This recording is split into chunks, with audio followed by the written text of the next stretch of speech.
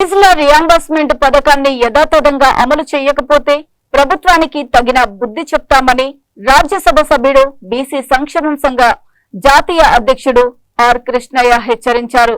జాతీయ బీసీ సంక్షేమ సంఘం ఆధ్వర్యంలో బషీర్బాగ్ ప్రెస్ క్లబ్ లో ఏర్పాటు చేసిన సమావేశంలో ఆర్ కృష్ణయ్యతో పాటు మండలి ప్రతిపక్ష నేత మధుసూదనాచారి, పలువురు బీసీ సంఘాల నాయకులు పాల్గొన్నారు. ఈ సందర్భంగా కృష్ణయ్య తనయుడు డాక్టర్ అరుణ్ కుమార్ మద్దతుతో బీసీ సంక్షేమ సంఘం రాష్ట్ర వర్కింగ్ ప్రెసిడెంట్ వంశీమోహన్ యాదవ్ ప్రమాణ స్వీకారం చేశారు.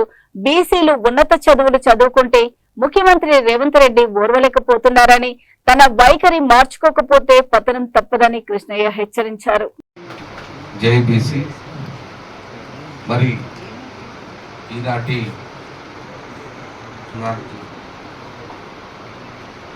వర్కింగ్ ప్రెసిడెంట్ గా ఎన్నికైనటువంటి వంశీమోహన్ ప్రమాణ స్వీకారం ప్రాబ్లమ్స్, అదేవిధంగా మరి స్థానిక సంస్థల ఎన్నికలో విద్యా ఉద్యోగాల ముఖ్య కార్యక్రమానికి అధ్యక్షత వహించినటువంటి మరి గుజ్జ సత్యవన్న గారు, అదేవిధంగా రాజ్యసభ సభ్యులు బీసీలకు ఇవాళ కూలినాలు చేసుకునే పిల్లలు ఇవాళ పోస్ట్ గ్రాడ్యుయేట్ కనుక చదువుతానంటే ఇవాళ చిన్న ఆమరణ నిరాహార దీక్ష. అదేవిధంగా మరి తండ్రికి దగ్గర తనయుడుగా ఇవాళ మరి ఈ సంఘాన్ని తీసుకొని పోతున్నాడు డాక్టర్ అరుణ్ గారికి. అదేవిధంగా ఆచార్యన్నకు ఒకటి చెప్తున్నా, నేను మధుసూదనాచార్యన్న ఎమ్మెల్యేగా వచ్చినప్పుడు నేను 2 వీలర్ తోని ఊరూరా షాయంపేటలో తిరిగిందన్న.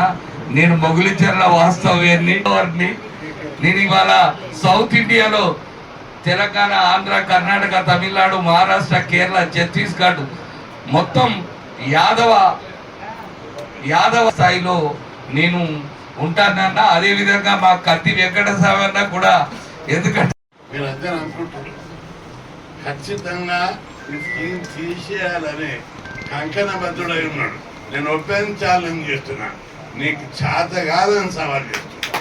నీకు సీఎం కావచ్చు, కానీ ఈ స్కీమ్ తీసే దమ్ము నీ పదవి పరంగా పెట్టే తీసేయలేవు. మా ప్రాణాన్ని పరంగా పెడతాము. కాబట్టి జాతి కోసం జీవించే మాతోటి మా జాతికి ఉపయోగపడే స్కీమ్లు చేంజ్ చేస్తావా?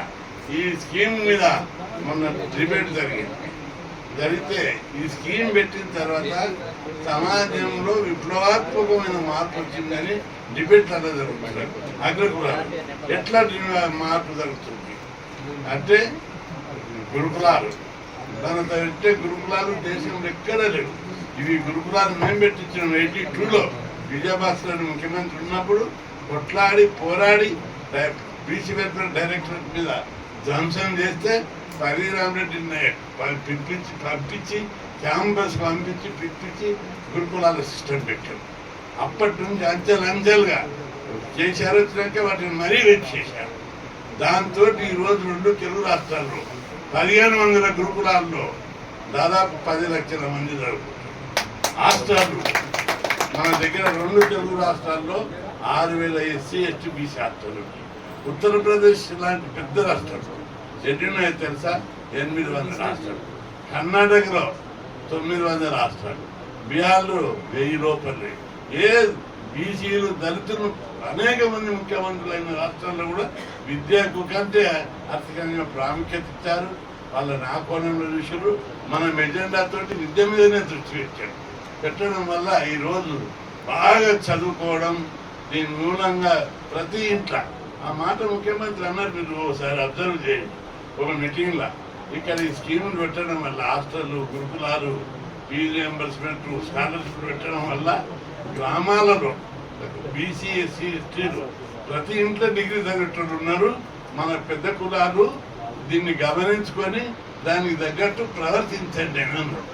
అంటే ఆయన మనసులో ఏమున్నదో మీరు హుషారుతో ఆయన గుర్తుపట్టింది. మనం గుర్తుపడతాడే, మనం గుర్తుపట్టుకొని ఎజెండా పెట్టుకొని చదువు ద్వారానే మన కులాలు డెవలప్ అవుతాయని మనం మొత్తం జీవితం అంతా మనోళ్ళు కొండారత్నం బాబు, గౌరవనీయులైన కొండారత్నం బాబు మాట్లాడుతుండే కృష్ణ నీకు సీఎం చేస్తాను నేనంటుంటే నువ్వు పోయి హాస్టల్ స్కాలర్షిప్ అంటేమా అన్నం మీద కోపం అవుతుంది. అయితే నేను అంటుంటే అన్న అట్లా కాదు, చదువుకుంటేనే మనకి సైన్యం తయారవుతుంది, సైన్యం లేని యుద్ధం చేయలేము మనము, నువ్వు దీన్ని క్షమించాలని చెప్తుంటే అంటే ఆయన కమిట్మెంట్ రాజ్యాంగ